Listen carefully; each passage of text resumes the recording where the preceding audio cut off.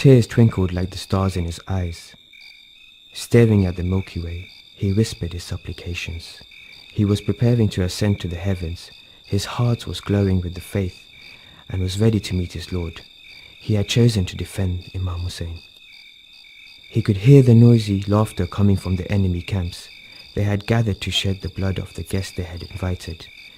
They had broken their promise to defend and support Imam Hussein. They showed no mercy and were heading for hell. Even Imam Hussein's preaching had seemed to have no effect on them. They wanted the Imam to endorse Yazid's rule and were ready to slaughter him if he did not submit. He loved the Holy Prophet and his household.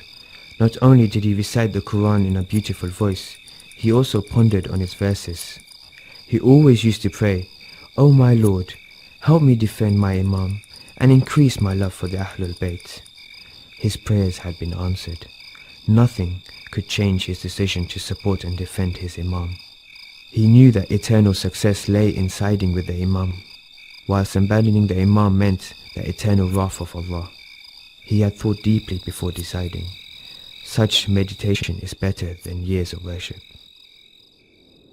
Suddenly, someone called out, "Hanzalah! Hanzalah!" He got up and asked, "Brother, what is the matter?"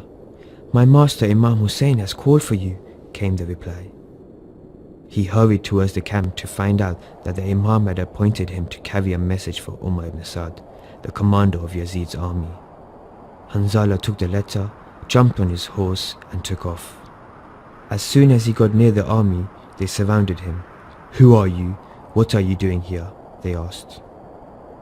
He introduced himself and his task. The guards took him to Umar ibn As'ad. As soon as he saw the Imam's messenger, he smiled insultingly. "What is this? What does Hussein want now?" Hanzalah, duly upset by such rude conduct, said, "Your Imam is your well-wisher." He then handed over the Imam's letter to him. Umar ibn As'ad unwillingly opened and read the letter. There was a silence for a moment. He thought for a while and then turned towards Hanzalah. If only Hussein had endorsed Yazid's rule, he could have avoided all this trouble. I have read his letter.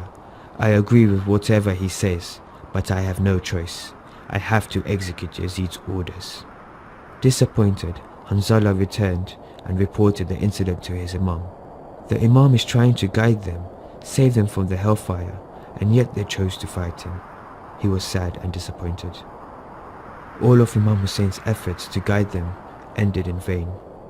Sin after sin had darkened their hearts. Their stomachs were full of haram food, which prevented the Imam's preaching from affecting them. They were not even ready to listen to the truth. They insulted Imam Hussein and used foul language for the family of the Holy Prophet. On the day of Ashura, when the Imam was completely surrounded by the enemy, Hanzalah came to the Imam and asked for his permission to defend him. He then rushed towards the battlefield and warned them against the consequences of their actions. "O people, you want to kill Imam Hussein, God will punish you dreadfully." He then advised them using the verses of Surah Ghafir. "O my people, I fear a day of disaster for you, similar to the day that befell the people of Nuh, Ad, Samud and those after them. And Allah does not desire injustice for his servants." The enemy interrupted him. "Stop it, we are tired of your talk. We are aware of Hussein's special status before God. Today, he has to either submit or die." Disappointed, Hanzalah returned to the Imam. Imam Hussein consoled him. "Son of Asad, may Allah bestow his mercy upon you. They had invited God's wrath the day they refused to listen to you and showed their eagerness to kill you and your brothers. Now that they have actually slaughtered your brothers, God's wrath will fall upon them." Hanzalah replied, "You are right. May I be your ransom.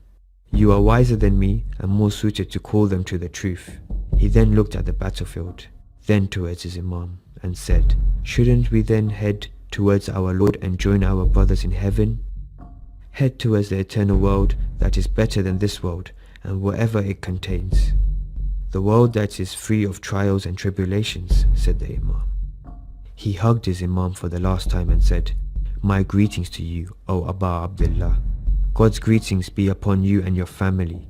May Allah establish our ties in heaven. The Imam answered his prayers, Ameen, Ameen. A bloody battle took place between him and the enemy. He killed a number of them and was eventually surrounded by them and martyred. He joined his martyred brothers in heaven.